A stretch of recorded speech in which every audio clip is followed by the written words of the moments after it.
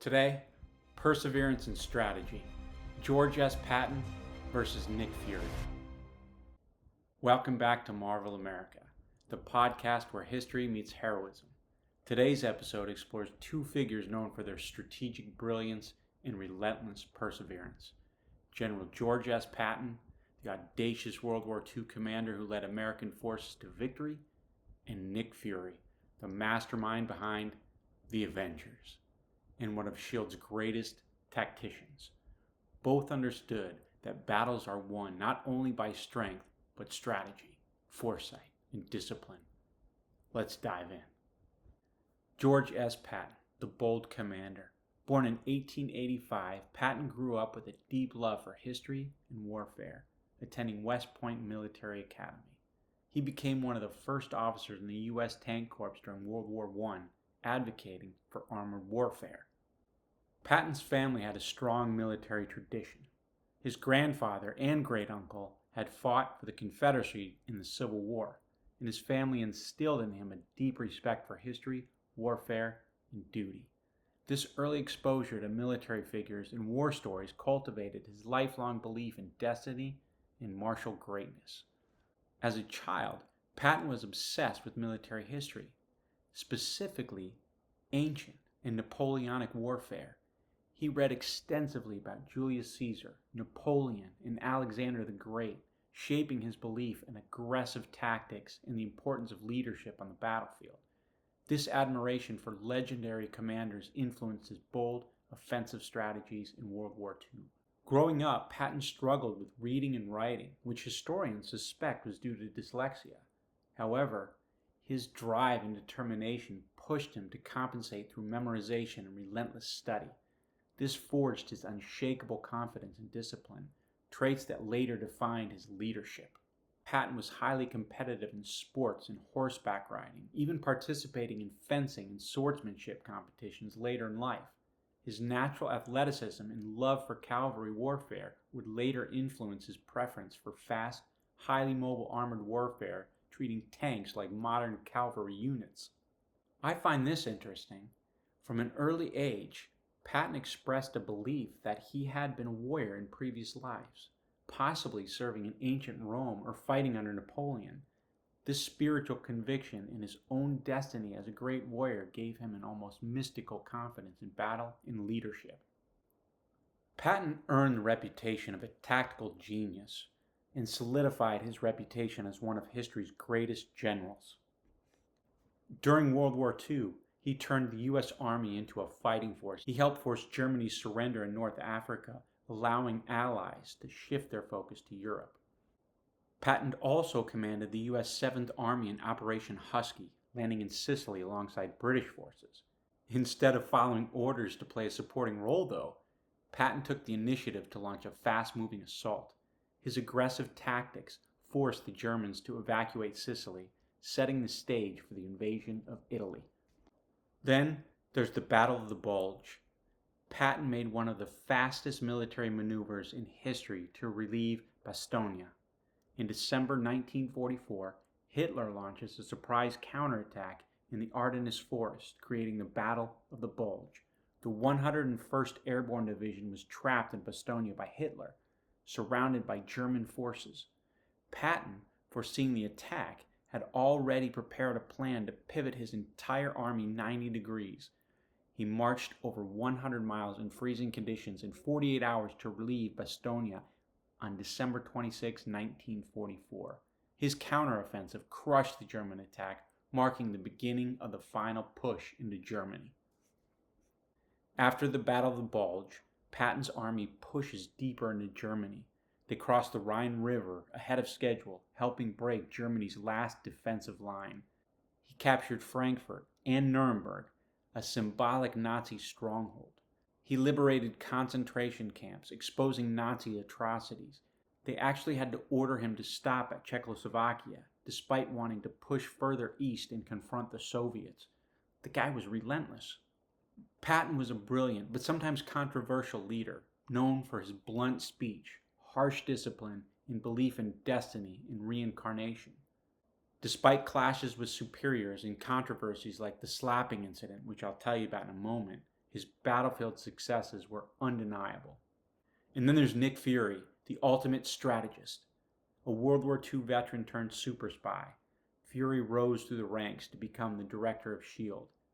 Known for his ruthless efficiency and deep network of intelligence, he operates in shadows, ensuring the world remains safe from cosmic and human threats. For all you comic aficionados, you might recall Strange Tales number 135.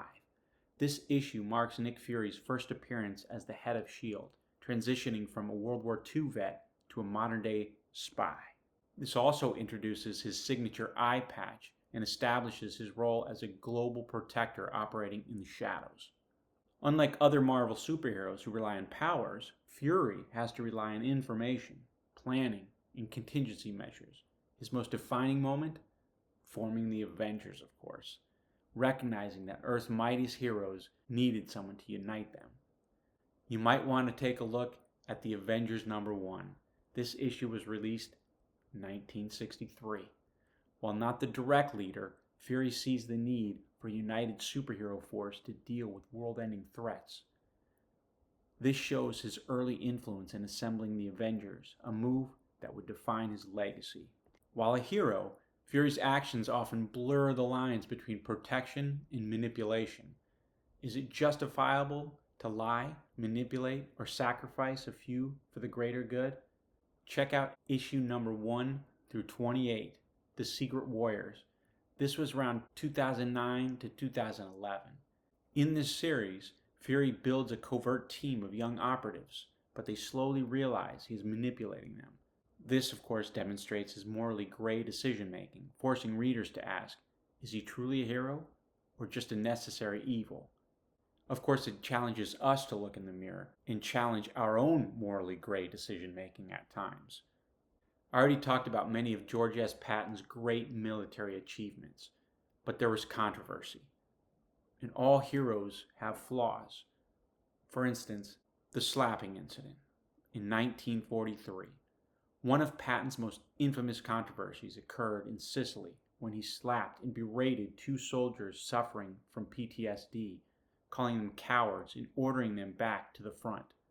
The incidents were widely reported, and Patton was forced to apologize, temporarily sidelining his career. Patton was notorious for his brutal discipline, profanity-laced speeches, and harsh treatment of soldiers.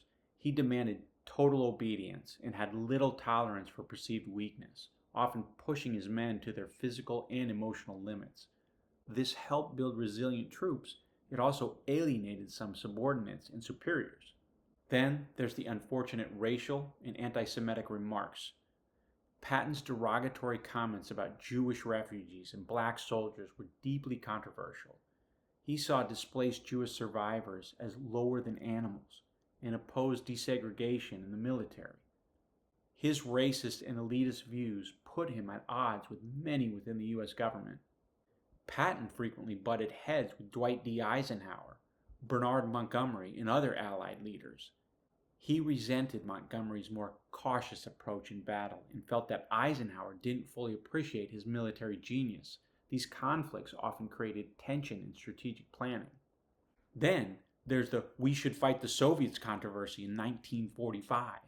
After Germany's defeat, Patton saw the Soviet Union as the next major threat and believed that the Allies should push the Soviets out of Eastern Europe immediately, even suggesting that former Nazi soldiers could be rearmed to help fight the Soviets.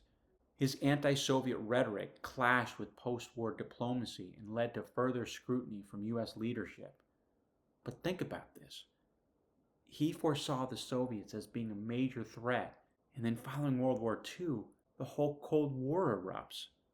For decades, we lived under the threat of nuclear holocaust, with 2 military giants gunning for each other, the U.S. and the Soviet Union. Patton died in 1945 after a mysterious car accident that some believe was actually an assassination.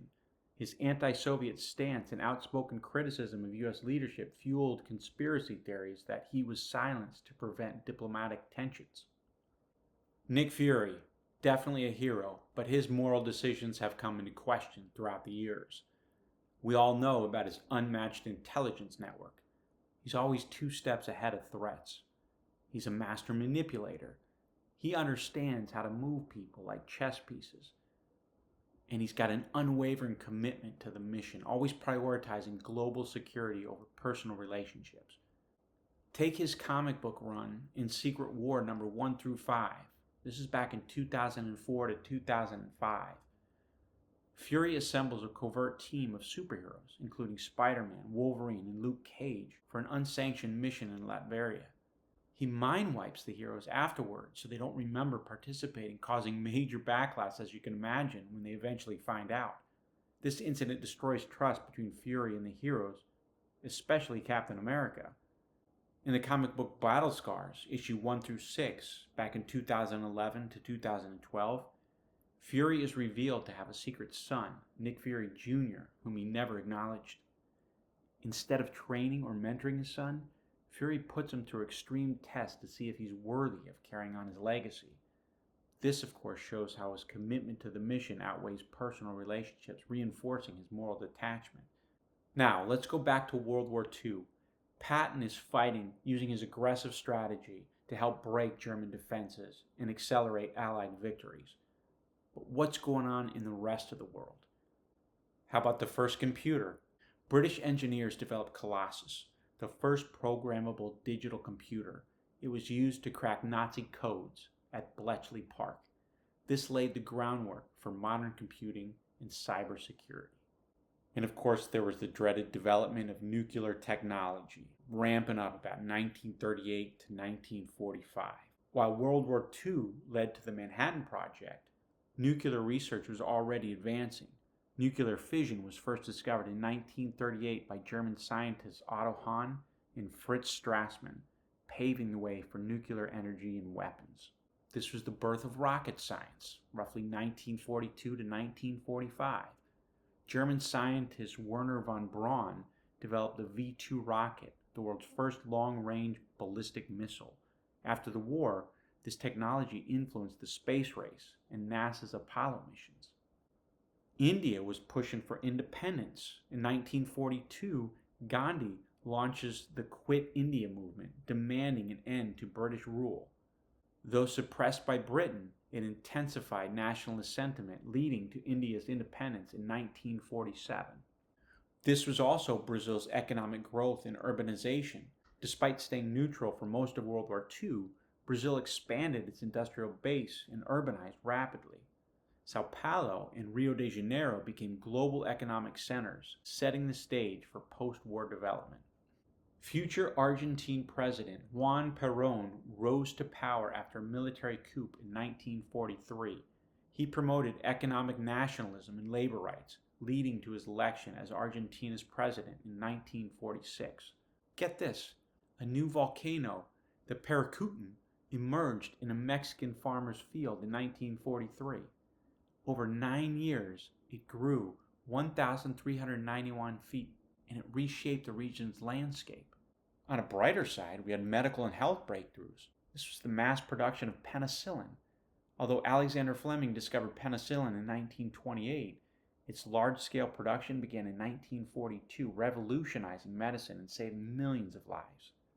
And scientists Karl Landsteiner and Alexander Wiener discovered the Rh factor in blood, which led to safer blood transfusions. Let's talk pop culture. First, wartime anthems were big during the war, and this was the swing era. Swing music dominated radio and dance halls. Big band jazz and swing were at their peak, led by artists like Glenn Miller, In the Mood, Chattanooga Choo Choo, Duke Ellington, Take the A Train, Benny Goodman, Sing Sing Sing. Look 'em up, give 'em a listen. Soldiers and civilians alike danced to swing music in USO clubs and war bond rallies. In the patriotic wartime songs, Boogie Woogie Bugle Boy, that was by the Andrews Sisters, White Christmas, Bing Crosby, and I'll Be Seeing You. This was Billie Holiday, a song associated with missing loved ones during wartime. Famed bandleader Glenn Miller, who had joined the Army Air Force, disappeared in a plane crash over the English Channel in December 1944 while Patton was battling in the Battle of the Bulge. Hollywood produced war propaganda films. The US government collaborated with Hollywood to produce patriotic films to boost morale, such as Casablanca, Humphrey Bogart, Ingrid Bergman.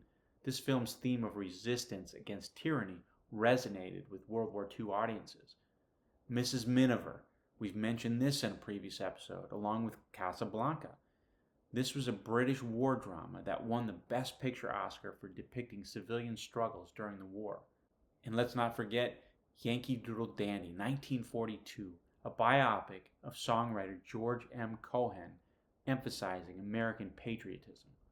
Celebrities entertained the troops. The USO, by the way, that's the United Service Organization. They sent Hollywood stars to perform for soldiers overseas. Bob Hope and Marlene Dietrich were among the biggest stars who toured Europe and the Pacific to entertain the troops. Walt Disney produced animated propaganda films, including Der Fuhrer's Face, featuring Donald Duck mocking Hitler. Other big films released during World War II. Double Indemnity, a defining film noir classic. Going My Way, a feel-good musical that won Best Picture at the 1945 Oscars. Meet Me in St. Louis. This introduces the holiday classic Have Yourself a Merry Little Christmas. And of course, comic books. This was the golden age of superheroes. Captain America #1, 1941. Captain America punches Hitler on the cover, making him a patriotic icon. Superman and Batman comics often had stories featuring them fighting Nazis and supporting the war effort. Wonder Woman introduced a strong female superhero representing women's roles in the war. Anybody ever read Sergeant Rock? This was inspired by real soldiers like Patton. The Submariner and the Human Torch comics depicted superheroes battling Axis forces. As far as fashion and lifestyle, women's wardrobes were practical and patriotic. Due to fabric rationing, women's clothing became more practical, featuring shorter skirts to save material, utility-style jumpsuits, and Rosie the Riveter-style overalls for working women. There were the victory suits, military-inspired jackets with padded shoulders. For men, bomber jackets and trench coats were popular. This was due to a surplus of military clothing. Civilians wore military-style uniforms or work clothes to support war efforts. In makeup and beauty trends, red lipstick was encouraged as a patriotic symbol, even included in some military ration kits for female soldiers. Victory rolls, which was a hairstyle, became iconic. Look up images. This was actually inspired by warplane flight patterns. And in sports, baseball survives despite the war. Many MLB players enlisted, including DiMaggio and Ted Williams. The All-American Girls Professional Baseball League was created in 1943 to replace men's baseball during wartime. The inspiration for a film called A League of Their Own. Gina Davis, Madonna, Tom Hanks. Check it out. Boxing remained popular during World War II. Joe Louis, the Brown Bomber, was the heavyweight champion. He served in the U.S. Army and fought exhibition matches to support the troops. His 1942 fight against Buddy Bear was a huge event in wartime sports. Let's talk literature. War journalism became essential. Ernie Pyle, a famous war journalist, wrote first-hand reports from the front lines, making World War II more personal for civilians. The New Yorker and Time magazine covered war strategies, including Patton's campaigns in Europe. Popular books during World War II: For Whom the Bell Tolls, Ernest Hemingway, about the Spanish Civil War but resonated with World War II audiences. A Tree Grows in Brooklyn by Betty Smith. This became a bestseller during World War II, depicting American resilience. Alright, time for trivia. I got 10 questions for you. First, I'm going to read all the questions, leave a little bit of time for you to think about it, and then I'll read all 10 again with the answers to see how many you get right. Let's go. What iconic World War II battle did Patton help win through rapid deployment? What is the name of the organization Nick Fury leads? What military tactic was Patton known for? What famous group did Nick Fury bring together? Patton believed he had lived past lives as what? What is Nick Fury's signature accessory? What famous military leader did Patton admire and model his leadership style after? What serum did Nick Fury take to slow his aging and extend his lifespan? We didn't talk about this, but if you're a true comic fan and follow Nick Fury, you might have an idea. What controversial incident nearly ended Patton's career during World War II? What fake cause of death did Nick Fury stage in Captain America, the Winter Soldier? Alright, how'd you do? Let's read the questions, this time with the answers. What famous World War II battle did Patton help win through the rapid deployment method? Battle of the Bulge. What is the name of the organization Nick Fury leads? SHIELD. What military tactic was Patton known for? His blitzkrieg-style armored warfare. What famous group did Fury bring together? The Avengers. Patton believed he had lived past lives as what? A warrior in previous battles throughout history. What is Nick Fury's signature accessory? His eye patch, of course. What famous military leader did Patton admire and model his leadership style after? Napoleon Bonaparte. What serum did Nick Fury take to slow his aging and extend his lifespan? The Infinity Formula. What incident nearly ended Patton's career during World War II? That was the slapping incident in Scilly, where he struck soldiers suffering from combat fatigue, PTSD. What fake cause of death did Nick Fury stage in Captain America, the Winter Soldier? Multiple gunshot wounds, including one to the chest after being attacked by Winter Soldier. Anyone get 100%? Let me know in the comments if you did.